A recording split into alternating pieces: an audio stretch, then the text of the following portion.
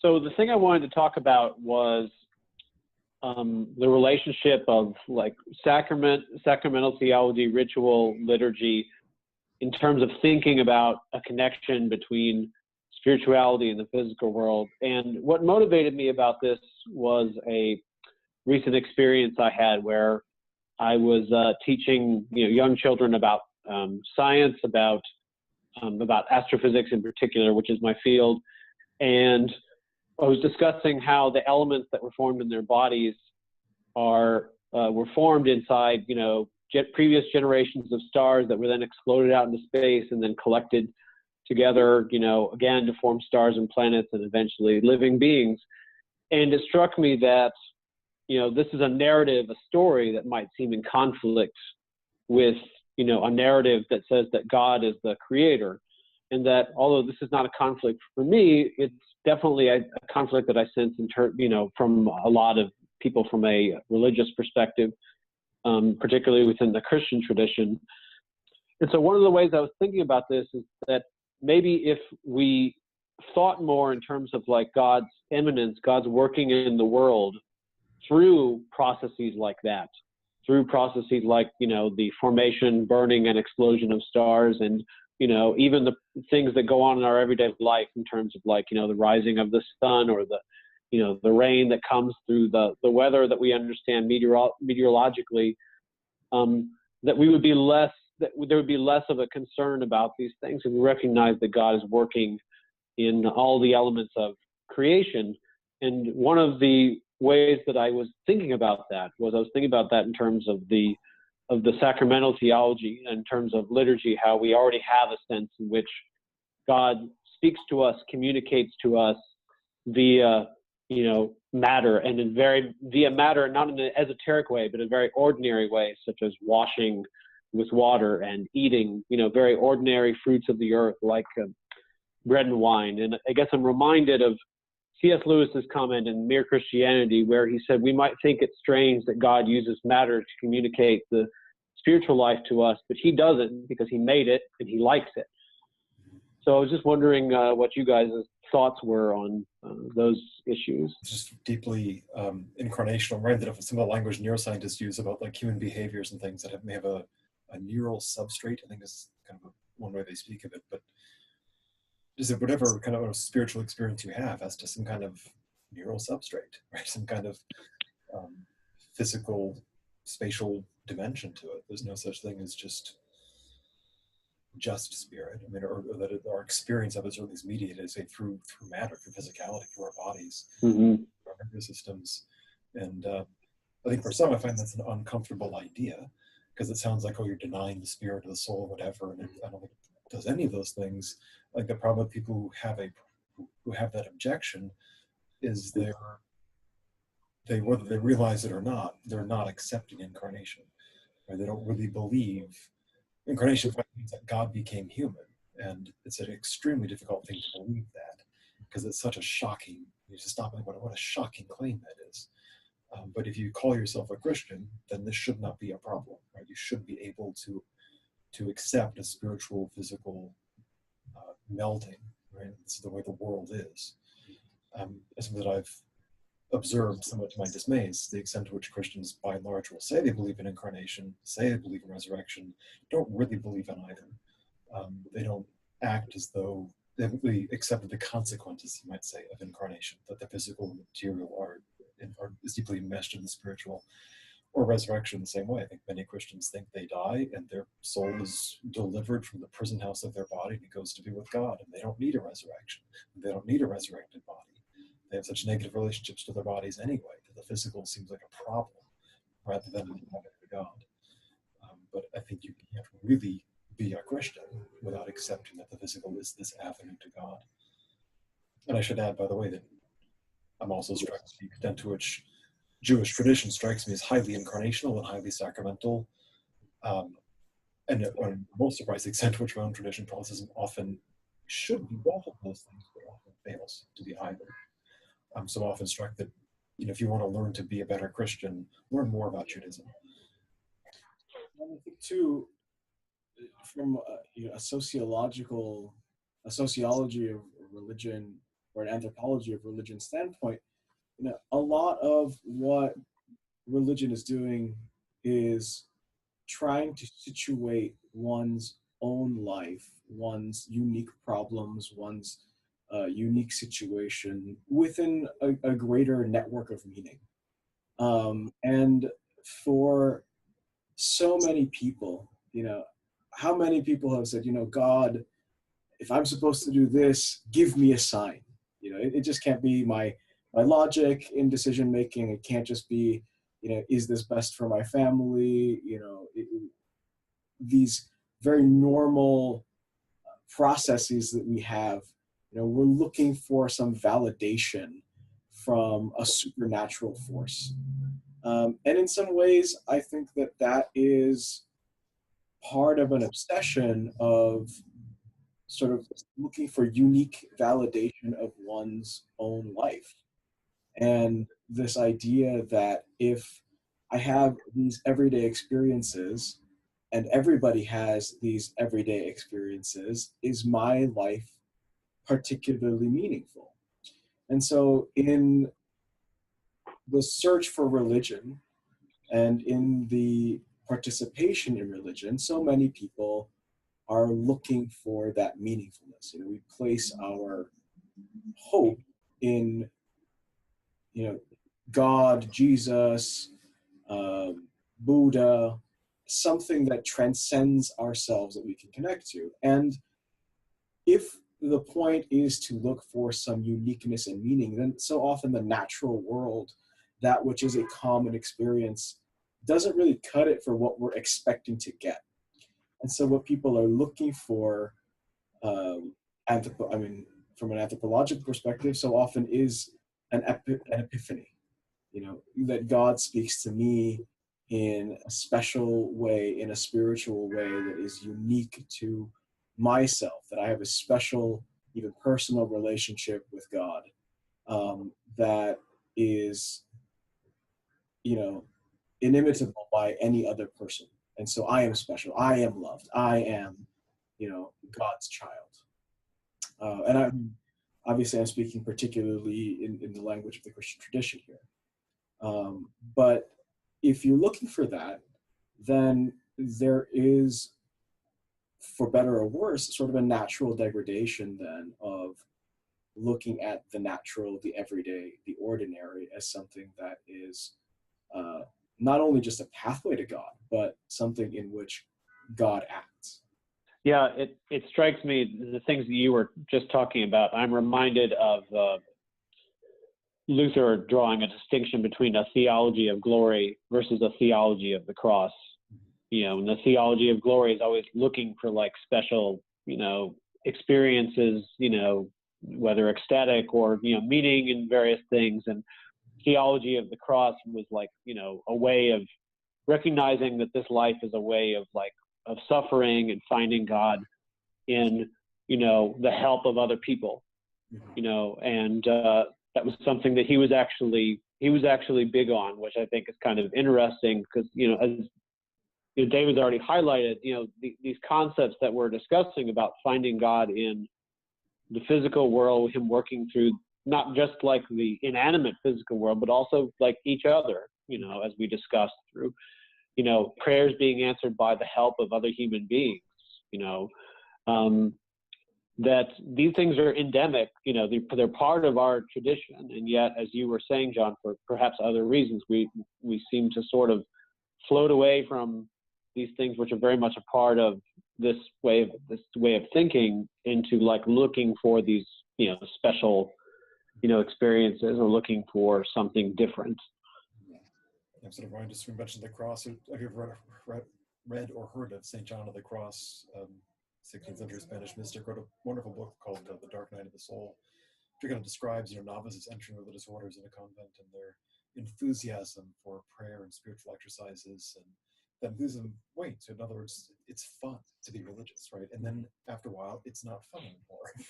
And then, of course, right? If you're just religious because it's fun or it feels good, you get rewards. The Dark Night of the Soul is really what do you do? Do you when that joy and fun fade, as they inevitably do you persist? I think of like the analogy of marriage. First dating, it's wonderful and exciting, and getting to know a new person, and fast forward 10 or 20 years, that excitement's gone. But it's given way to something much richer, a genuine, deep intimacy and love that's way better than the surface level excitement of the first dating. Yeah. Because can you develop a relationship with God that's that deep and that intimate, which requires getting beyond those moments of glory and high points of excitement into something much more real and lasting. But too often what we're looking for is puppy love. Yeah, exactly. Right? People are in love with that. Right, It's exactly. the sensation of falling in love.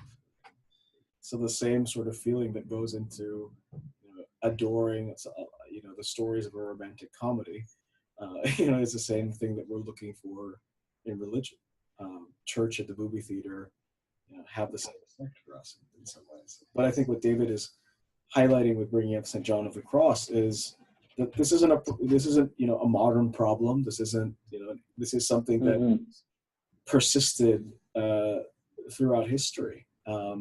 But it also means that the different historical solutions might offer a way of sort of dealing with that. In an earlier conversation, I mentioned we're centered on the divide between religion and science, or the perceived denigration of looking at physical observations, scientific observations, and things like that. That's how you began with the exploding of the stars and the narrative of how life is created.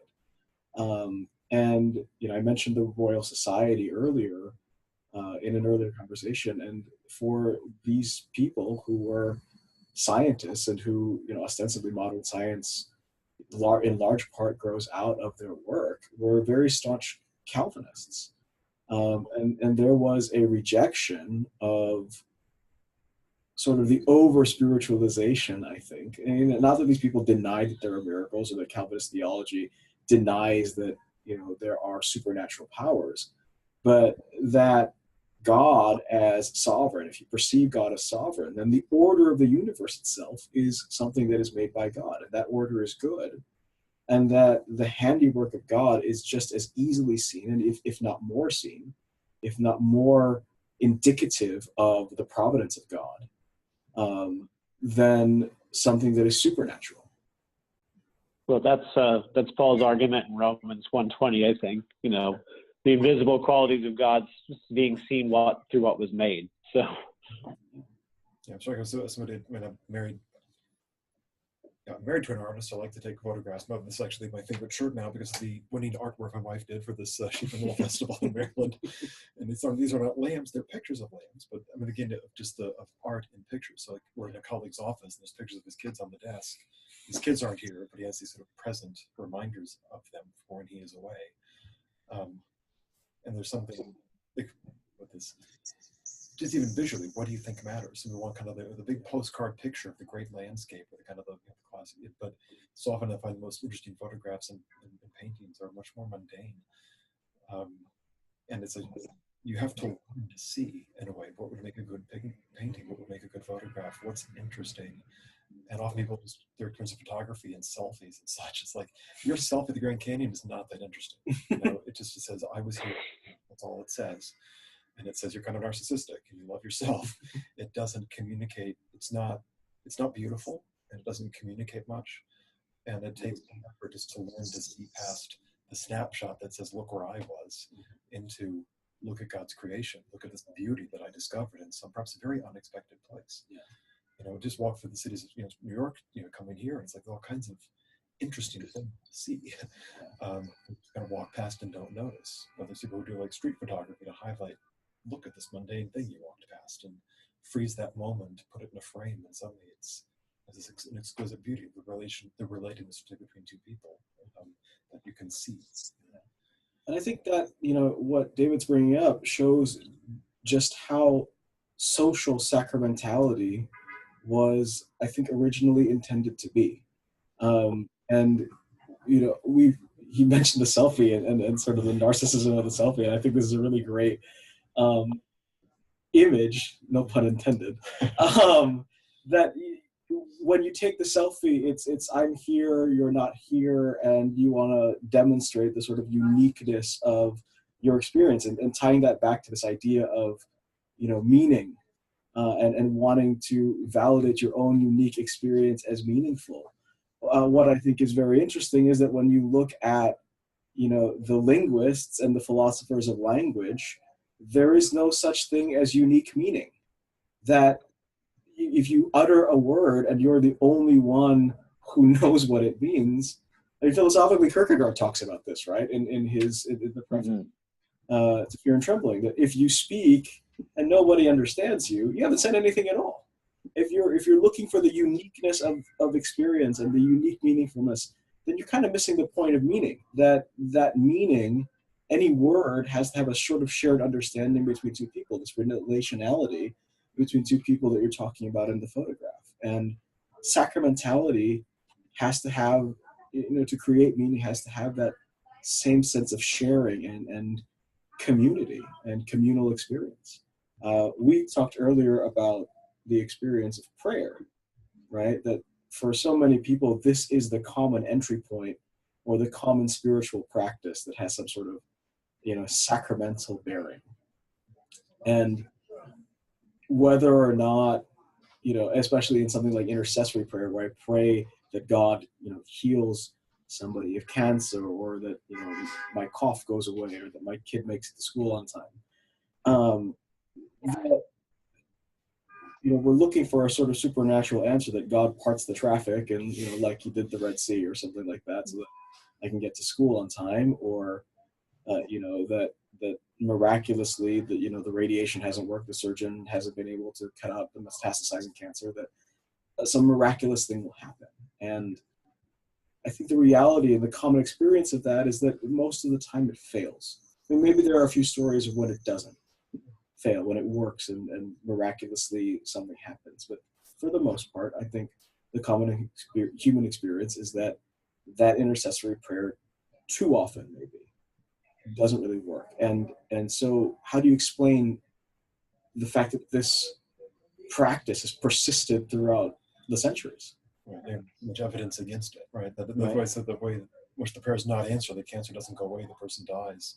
In the course of, say, you are praying for that person, in the sense of the world, we'd like to have a sense of control of our lives and our worlds. And for things we can't control, we'll turn to God and get a sense through prayer that we've done everything that we could do, first of all. Might let that person know that we did all that we could do. Maybe we brought them dinners at pre-made, or offer whatever practical supports we could, and let them know also we're praying, doing what we could, let them know that we love them that much, that we did all that we could. And in the course of feeling like we've done all we could and we've prayed to God, there's this way in which we're regulating our emotional lives, and it's not something can't just going to go away, but we will ideally have some measure of peace and acceptance when it comes. Right? That it's not about fix the problem, but often it's about, well, part of the problem is not going to be fixed, but help us cope with what this inevitable loss. And it's enormously powerful what prayer, whether private prayer with God or more communal prayer in a liturgical context, can be extremely helpful for regulating one's emotions, for helping one cope with extremely difficult things, adverse traumas and losses and irreparable damage. Yeah. I mean, when you think about some of the formal sacraments, I think the most common one, I think to most, at least Christian traditions, is baptism, right? And it's not just the imputation of the Spirit into this child or something like that.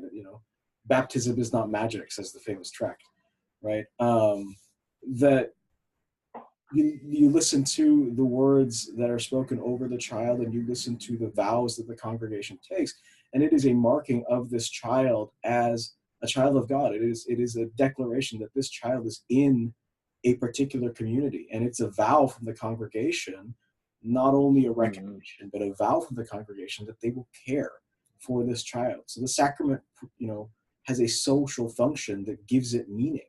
Because if you're not a part of that community, if no one's taking care of you, then what good is it that you were baptized? That the community exists around you, and the church exists around you to support you, not only for the next life, but for this one. Right. And when we say all of those things, we're not taking God out of the picture. It's not like we're reducing it to like purely human things of like, you know, like you were saying, like social communities or whatever. All these things, especially the social community of the church, but social communities in general, that's an idea of God that he made when he made us, when he made humans, you know, and he wanted us to use it, you know, and use it profitably for one another's good. And so, you know, I think that's creation is done is it is not good for man to be alone. Yes, exactly. So I think that it's a common fear, you know, that I think a lot of people have, is that when you talk about things like this in terms of like the human aspect, it seems like you're taking God out of the picture. But as David was saying from the very beginning, that's not a terribly incarnational theology. And I'm not sure how we got to that point, I guess. Maybe this is some of what you were alluding to earlier, John, in terms of, you know, the search for like unique experiences and that sort of thing. Just the other comment I want to make is, you know, we were talking about, you know, praying for people who have cancer, is that, you know, it seems that, at least in my experience, you know, there are definitely people who say, I do not want to seek medical treatment. I'm going to just pray.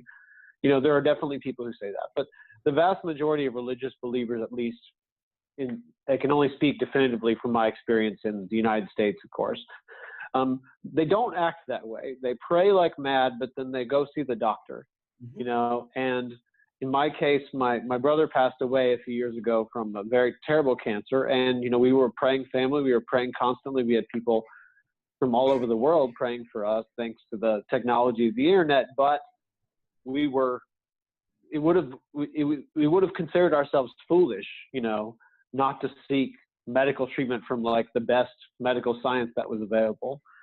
And so it seems to me, there was an article recently tying this in Scientific American that spoke about how, you know, people being kind of like anti-science, like, you know, disagreeing with climate change or disagreeing with this or that people are rarely like broad spectrum anti-science, you know. It's like they have a lot of trust in, like, say, medicine, okay, but they're skeptical about climate change or evolution or something like that. And so the article was making an argument that it's not that we need to persuade people at large that science is a good, it's just that we need to make better connections about particular scientific areas and to establish that credibility that they already see in other fields of science.